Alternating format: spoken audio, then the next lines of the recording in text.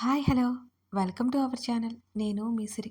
ఈరోజు మనం చెప్పుకోబోయే కథ రాక్షసుడు పార్ట్ 28. కథలోకి వెళ్ళే ముందు లైక్ చేయడం మర్చిపోకండి. ఆదిల్ సార్కి నీకెప్పటి నుంచి లవ్వు అని అడిగాడు. చందు నవ్వదు. అలాంటిదేం లేదు, నేను ముఖం తిప్పేసుకున్నాను. అచ్చా, నాకు తెలియదు అనుకోకు అంటున్న చందుని సూరజ్ని వింతగా చూశాను నేను. వీళ్ళేంటి మేమేదో గాఢ ప్రేమికులు అయినట్టు ఇలా మాట్లాడతారు. ఆదిల్తో నాకు లవ్వా? చిచ్చి. ఇక నేనేం చెప్పలేదు. మరి పెళ్ళి ఎందుకు చేసుకున్నావు అని అడుగుతున్నారు కదా. అసలే కార్తీక్తో జరగబోతున్న ఎంగేజ్మెంట్ని ఆపి మరీ పెళ్లి చేసుకున్నాడు రాక్షసుడు. మాకు తెలుసులే, దాచుకు అని అన్నాడు సూరజ్. నేనేం మాట్లాడలేదు. ఏం మాట్లాడితే ఏమొస్తుందో అని నా భయం. సాక్షి, రియల్లీ సారీ. మీ ఇద్దరూ లవ్లో ఉన్నారని నాకు తెలియదు. మీది నిజమైన ప్రేమని నాకు అసలు తెలియక అలా మాట్లాడాను అని నీతూ ఏడ్చేసింది. ఇట్స్ ఓకే, వదిలే అన్నాను. మా ఇద్దరిది నిజమైన ప్రేమ అంటుంటే నాకు లోపల మండిపోతుంది. Thank you Sakshi, thank you so much అంది నీతూ కళ్ళు తుడుచుకుంటూ. ఇప్పుడు చెప్తావా మీ ప్రేమ కథ ఎలా మొదలైందో అంటున్న సూరజ్ వైపు కోపంగా చూశాను. ఎందుకమ్మా తల్లి అంత కోపం? ఉన్నమాటే కదా అన్నాను. మీరేం మాట్లాడుతున్నారో నాకు అర్థం కావట్లేదు. మాది ప్రేమ పెళ్ళని మీకెలా తెలుసు అని అడిగాను నేను. మాకంతా తెలుసు. కార్తీక్ సార్ చెప్పారు.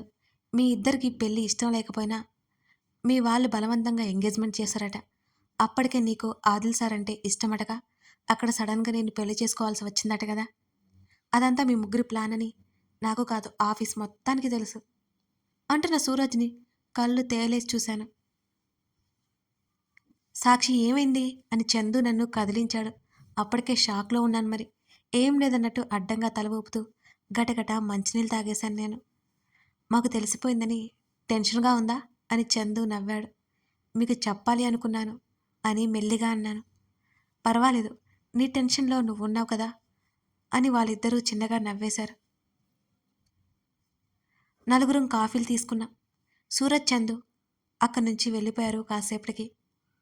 సాక్షి, నిజంగా నన్ను క్షమించావా అని అడిగింది నీతో. నేను నిలువుగా తలాడించాను. ప్రజ్ఞ మేడం ఆదిల్ సార్ కోసం వస్తూ ఉంటుంది కదా, అందుకే అలా నీ మీద అరిచేశాను.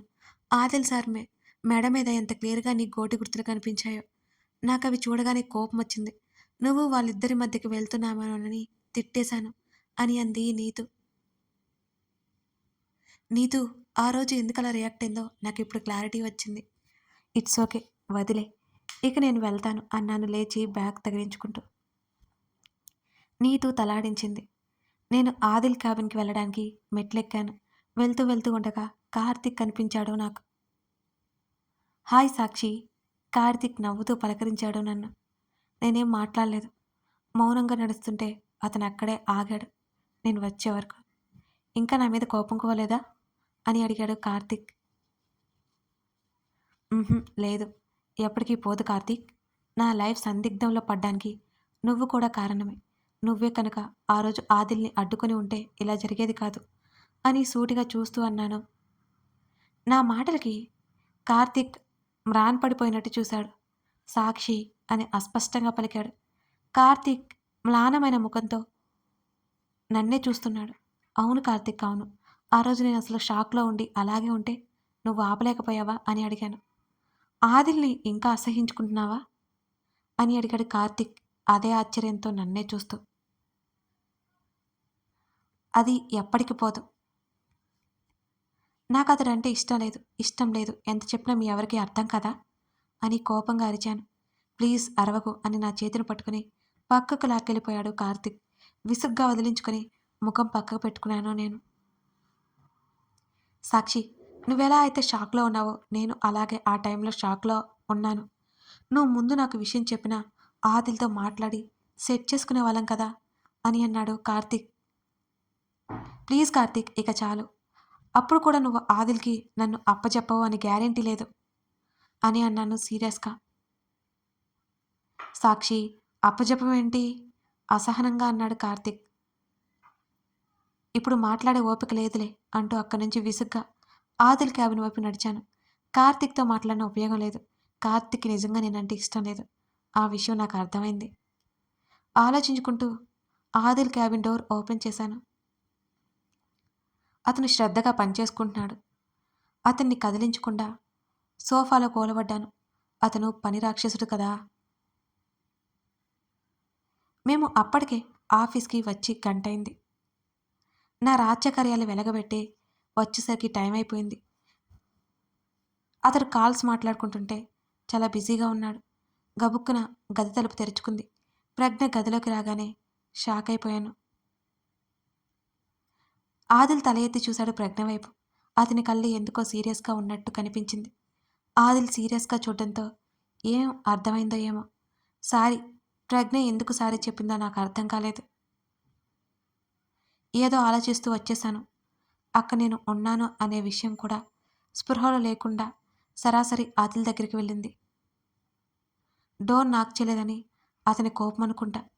అతని దగ్గరగా వస్తుంటే చెయ్యి పట్టి ఆపేశాడు ఆదిల్. వాట్ హ్యాపెండ్ ఆది? వారం రోజులైపోయింది. నువ్వు నన్ను కలిసి. ఎందుకు నన్ను అవాయిడ్ చేస్తున్నావు నువ్వు? అని అడిగింది ప్రజ్ఞ ఏడుపు గొంతుతో. నిజమే కదా! అన్నీ అర్పించుకున్న తనకి ఆ మాత్రం బాధుంటుందిలే. నేను ఆదిల సమాధానం కోసం చూస్తున్నాను మౌనంగా. ప్రజ్ఞ నువ్వు వెళ్ళు అన్నాడు కళ్ళు చిన్నగా చేసి చూస్తూ. ఏమైందో నాతో చెప్పు ఆదిల్ అంటూ అతని దగ్గరికి వెళ్ళి అతని తలని హత్తుకుంది ప్రజ్ఞ. ఆ దృశ్యం చూడలేనట్టుగా గబుక్కున ముఖం పక్కకు తిప్పేసుకున్నాను. వాట్ ఈస్ దిస్ ప్రజ్ఞ? ఆమెను వెనక్కి లాగాడు ఆదిల్. ఏమైందది? అని అడుగుతూ ఎదురుగా చూడ్డంతో నేను కనిపించినట్టున్నాను. నా వైపు సీరియస్‌గా చూసింది ప్రజ్ఞ. ఆ రోజు అలాగే నన్ను చూసి సిగ్గుగా ఫీలయింది. ఈరోజేమో నన్ను కోపంగా చూస్తోంది ప్రజ్ఞ. ఆ రోజు నేను ఆదిల్‌కి ఏమీ కాను. అందుకే తను పట్టించుకోలేదు. కానీ ఈరోజు నేను అతనికి భార్యను. తన స్థానాన్ని లాగేసుకున్నానని ప్రజ్ఞకి కోపం కాబోలో. అయినా నేనేం రియాక్ట్ అవ్వలేదు. ఫోన్‌లో తలదూర్చేశాను. ఆది అసలేముంది ఈ అమ్మాయి దగ్గర? ప్రజ్ఞ బిగ్గరగా అరిచింది. ప్రజ్ఞ అని వెంటనే పైకి లేచి కుర్చీని అవతలికి తన్నేశాడు. ఆ శబ్దానికి నేను అదిరిపడ్డాను. అవును ఆది. అవును. ఏమంత అందగత్తె కాదే. ఆస్తిపాస్తులు కూడా లేవు. అసలు తననెందుకు పెళ్లి చేసుకున్నావు నువ్వు? నాకు ఇచ్చిన వాడి సంగతి ఏంటి ఆది? అని ప్రజ్ఞ ఆవేశంగా అరిచింది ఆదిల్ మీద. Just get lost. ఆదిల్ గొంతు ఆ గది అంతా ప్రధ్వనించింది. ఒక్కసారిగా ఉలిక్కిపడుతూ లేచి నిలబడ్డాను నేను కూడా. ఆది అంతేనా? ప్రజ్ఞ అడుగుతూ ముందుకు వెళ్ళి అతని చేయి పట్టుకోగానే వెనక్కి నెట్టేశాను ఆమెని. నాకు మొదటి రోజు పరిచయమైన ప్రజ్ఞ నువ్వు కాదు. ఆమె కళ్ళల్లోకి సూటిగా చూస్తూ అన్నాడు ఆదిల్. మారింది నేను కాదు ఆది. మారింది నువ్వు అని ప్రజ్ఞ ఏమాత్రం తగ్గకుండా మాట్లాడింది. ముందిక్కడి నుంచి వెళ్తే నీకే మంచిది అని తలుపు వైపుకి వేలు పెట్టి చూపిస్తూ చెప్పాడు ఆదిల్. ఇదిగో దీనికోసమే కదా నన్ను వెళ్ళిపోమంటున్నావు? ఈ బిచ్ అని ప్రజ్ఞ చెంప చెల్లుమన్న సౌండ్ నా చెవుల్లో మారు మ్రోగింది. దెబ్బకి ప్రజ్ఞ కింద పడింది. యూ డెవిల్ మాటలు జాగ్రత్తగా రాను. గెట్ లాస్ట్ ఫ్రమ్ హియర్ అంటూ ఆమె రెక్క పట్టుకుని లాగి అలాగే తలుపు దగ్గరికి తీసుకెళ్లి బయటికి తోశాడు ఆదిల్ ప్రజ్ఞని. ఇదంతా నేను అసలు ఊహించలేదు. ఈ ప్రజ్ఞ మాటలకి నాకు ఒళ్ళు మండిస్తున్నా ఆదిల్ బిహేవియర్‌కి ఆటోమేటిక్‌గా సైలెంట్ అయిపోయాను నేను. అసలు అతనేంటి అలా గెంటేశాడు? అలా అయినా కొట్టేస్తాడేంటి? నన్నంటే ఇతనికేంటి? మొదట్లో ఈ ప్రజ్ఞ జింకలా స్వచ్ఛంగా సున్నితంగా ఉండేది. కానీ ఇప్పుడు నక్కల సమయం చూస్తోందేంటి? అంతేలే. ప్రేమించిన వాడు తనకిక దక్కకుండా వేరే సొంతమో అవుతుంటే ఏ అమ్మాయి అయినా ఎలా తట్టుకుంటుంది? ప్రజ్ఞ కూడా అంతే. అయినా సరే నన్నన్నందుకు ప్రజ్ఞని లాగిపెట్టి 2 పీకాలని ఉంది. ఆ పని ఆదిల్ చేశాడు కాబట్టి బతికిపోయింది. లేకపోతే ప్రజ్ఞతని కోల్పోయేది నా దెబ్బకి. నేను ఆదిల్ వైపు చూశాను. చిరాగ్గా ముఖం పెట్టుకుని అక్కడి నుంచి పర్సనల్ రూమ్‌లోకి వెళ్ళిపోయాడు. నేనైతే అక్కడే కూలబడ్డాను. ప్రజ్ఞ ఇలా అనుకుంటుందంటే అందరూ ఇదే అనుకుంటారు. లేదు లేదు. ఈ ఆది ఏదో మేనేజ్ చేశాడు. మేమిద్దరం ముందే ప్రేమించి పెళ్లి చేసుకుంటున్నట్టు క్రియేట్ చేశాడు. బానే ఉంది మరి ఇదంతా. ప్రజ్ఞ మీద నాకు కోపమొస్తున్నా సరే, జాలి కూడా వేస్తుంది. ఇప్పుడు ఆదిల్ మీద నాకు విపరీతమైన మంటగా ఉంది. మామూలుగా కూడా కాదది. ఒక అమ్మాయిని మోసం చేసి నన్ను పెళ్లి చేసుకుంటాడా ఇతను? చెప్పా పెట్టకుండా వెళ్ళిపోవాలనుకున్నాను కానీ, మొన్న కొట్టిన చెంపదెబ్బ గుర్తొచ్చి భయం వేసింది వెళ్ళలేదు. అందుకే చచ్చినట్టు అక్కడే ఉన్నాను. మధ్యాహ్నం భోజనం వచ్చింది ఇంటి నుంచి. నాకేమో పిచ్చి పిచ్చిగా ఆకలేస్తోంది. ఆదిల్ అసలు బయటికి రాకపోవడంతో నేనే మెల్లిగా అతని పర్సనల్ రూమ్‌లోకి ఓపెన్ చేశాను రూమ్ డోర్. బెడ్ మీద బోర్లా పడి కనిపించాడు. ఏమైందని మెల్లిగా అడుగులో అడుగు వేసుకుంటూ వెళ్ళాను. దుర్మార్గుడు పట్టపగలే తాగి పడుకున్నాడు. ఛీఛీ! నేనతన్ని కదిలించలేదు. వెళ్ళి భోజనం పెట్టుకున్నాను. అంతలోనతను గుర్తొచ్చాడు. నేను తింటున్న తిండి అతనిదని నా మనసు వేలెత్తి చూపిస్తోంది. ఆ ప్లేట్ అక్కడే పెట్టి లోపలికి వెళ్ళాను. అతని భుజాలు పట్టుకుని తిరగవేయడానికి చూస్తుంటే అసలు వెల్లెలుక తిరగలేడు. ఆదిల్! ఆదిల్! అతన్ని తట్టి లేపి, లేవకపోతే కొట్టి లేపాను. మెల్లిగా లేచి కూర్చున్నాడు. తన్ని కొట్టి పంపించి దేవదాస్ అవ్వకపోతే మరో నెల రోజుల్లో మేము ఎలాగో విడిపోతున్నాం కదా! ఆ విషయం ప్రజ్ఞకి చెప్పొచ్చు కదా! ఏం మనిషో ఏమో! ప్రేయసి కోసం ఏడుస్తున్నాడు. బుద్ధి లేకుండా అనుకున్నాను నేను. భోజనం చేద్దాం రా! నా మాటకి సూటిగా నా వైపు చూశాడు ఆదిల్. వెంటనే నా చేతులు పట్టుకుని ఒడిలోకి లాక్కున్నాడు. నేనైతే అదిరిపడ్డాను ఆ చర్యకి. I love you. But I really hate you అంటున్న అతని మాటలు నాకేం అర్థం కాలేదు. అసలు అతని నుంచి దూరం జరగాలి అనే ఆలోచన మర్చిపోయి అయోమయంగా నోరు తెరుచుకుని చూశాను నేను అతని వైపు. ఎలా చెప్తే నీకు అర్థమవుతుంది? ఈడియట్! నీకు కొంచెం కూడా బుద్ధి లేదు అంటున్న తన 2 చేతులు నా చెంపల మీదకి పోనిచ్చాడు ఆదిల్. నేను భయంగా అతని నుంచి దూరం జరగాలి అనుకుంటే మరొక చెయ్యి తీసి నా నడుము చుట్టూ వేశాడు. నా పర్మిషన్ లేకుండా నన్ను ముట్టుకోవడం తప్పు. అసలే తాగి ఉన్నాడు. ఏం చేస్తాడా అని భయం వేసింది నాకు. ఎంతకీ స్మెల్ రావట్లేదేంటి? తాగితే స్మెల్ వస్తుంది కదా! నువ్వు నా వైఫ్ గుర్తులేదా? అని అడిగాడు నా కళ్ళల్లోకి సూటిగా చూస్తూ ఆదిల్. అయితే ఏమైంది? వైఫ్ అయినా సరే పర్మిషన్ లేకుండా ముట్టుకోకూడదని రాజ్యాంగంలో రాసి ఉంది. తెలుసా నీకు? అన్నాను. నోటికొచ్చింది వాగాను గాని నిజానికి నాకు ఆ విషయం తెలీదు. కదలపడకు పాగల్ లడ్కి అన్నాడు నా గుండెల మీద వాలిపోతూ ఆదిల్. ఏయ్ లేలే! భయంతో అతని భుజాలు నెట్టేస్తుంటే కదలడే బండరాముడు. నాకు ఆకలేస్తోంది. భోజనం చేయాలి అని గట్టిగా అరిచాను. ఆ సమయంలో అతని నుంచి తప్పించుకోవడానికి నాకంతకంటే మరో మార్గం దొరకలేదు. ఛ! రొమాంటిక్ సెన్స్‌లెస్ ఫెలో అని నన్ను విసుగ్గా లాగి పక్కన పడేసి తను వాష్‌రూమ్‌లోకి వెళ్ళి ముఖం కడుక్కొని వచ్చాడు ఆదే. అంతకుముందే నేను ఆ రూమ్‌లో నుంచి బయటపడ్డాను. అతనికి ప్లేట్ అందించాను. నేను పెట్టుకుని కూర్చుని వైనంగా తినసాగాను. అతని ప్లేట్‌లో పెట్టానుగా, ఆయన నన్నే చూడాలా? చూడు ఎలా చూస్తున్నాడో. వెంటనే నా ఫుడ్‌కి చెయ్యడ్డు పెట్టుకున్నాను. వెంటనే గట్టిగా నవ్వేశాడు ఆదిల్. ఎంతైనా ఇతని మీద నాకు కోపం, అసహ్యం ఉన్నా ఇతని నవ్వు మాత్రం బావుంటుంది. సోనా వెరీ గుడ్ గర్ల్ కాబట్టి శత్రువునైనా పొగడక మానదు. అందుకే చెప్తున్నాను ఇతని నవ్వు గురించి. అంతకంటే ఇంకేం లేదు. నాకు తర్వాత గుర్తొచ్చింది ప్రజ్ఞ సంగతి. అప్పుడు టైం నాది. ఆడుకుంటానిప్పుడు. ఇప్పుడు నీ కళ్ళు చల్లబడ్డాయా మిస్టర్ ఆదిల్ అన్నాను నేను అతన్ని కదిలిస్తూ.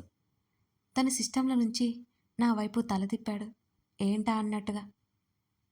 ఆ ప్రజ్ఞ నన్ను ఏమందో చూసావు కదా! నేను బిచ్చట. నన్ను పెళ్లి చేసుకుని మంచి బిరుదిచ్చావుగా వెటకారంగా అన్నాను నేను. ఇప్పుడు ఆ టాపిక్ అవసరమా? తనకి నా సమాధానం ఏంటో చూసావు కదా! అది పట్టదు నీకు అన్నాడు ఆదిల్ సీరియస్‌గా ప్రశ్నిస్తూ. అయినా తన తప్పు లేదులే. తప్పంతా నీదే. తనకు మాయమాటలు చెప్పి ఇష్టం వచ్చినట్లు వాడుకొని ఇప్పుడు పో అంటే తనైనా ఏం చేస్తుంది ఎదురు తిరక్క. ఆ మాట కనగానే నా వైపు పేపర్ వెయిట్ విసిరేశాడు. ఒక్క క్షణం నా గుండె ఆగిపోయింది. అప్పటి వరకు బాగానే ఉన్న వ్యక్తి ఉగ్రరూపం దాల్చినట్టు మండే కళ్ళతో ముఖం ఎర్రగా చేసుకుని నన్నే చూస్తుంటే ఎంత భయం వేసిందో. ఆ పేపర్ వెయిట్ నాకు తగిలి ఉంటే నా తలకి బొక్కపడి రక్తం ఏరులా పారేది. భయం భయంగా గుండెల మీద చెయ్యి వేసుకుని మరొక చెయ్యి ఒడిలో పెట్టుకుని అలాగే కూర్చున్నాను నేను. ఛీ! తన నోటి నుంచి అదే మాట వచ్చింది. ఎప్పట్లా అతని చూపులు కోపంగా కాకుండా ఇంకేదో భావాన్ని నా మీద వ్యక్తపరిచాయి. అతని ఆ భావాన్ని నేను తట్టుకోలేకపోయాను. ఎందుకో ఏదో అపరాధ భావం నన్ను చుట్టుముట్టింది. మౌనంగా కళ్ళు నేలకు వాల్చేశాను ఆ సమయంలో. తను ఎప్పుడొచ్చాడో నాకు దగ్గరగా వచ్చేశాడు. వెంటనే నా రెక్క పట్టుకుని దగ్గరికి లాక్కున్నాడు. సాక్షి కోరి కొని తెచ్చుకున్నట్టుంది కదా ప్రాబ్లమ్స్. తర్వాత ఏమవుతుందో చూద్దాం. ప్రేనేస్తాం చూసారా? మీకు నచ్చిందా? ఆ చిన్న ప్రోమో ఇక్కడ పెడతాను చూడండి. పెళ్ళికూతురు ఓ గదిలో తయారవుతుంటే ఆమెను ఓ కొత్త వ్యక్తి వచ్చి కిడ్నాప్ చేసుకుని తీసుకెళ్ళిపోతాడు. అసలు ఆ కథేంటో మీరు చూడండి.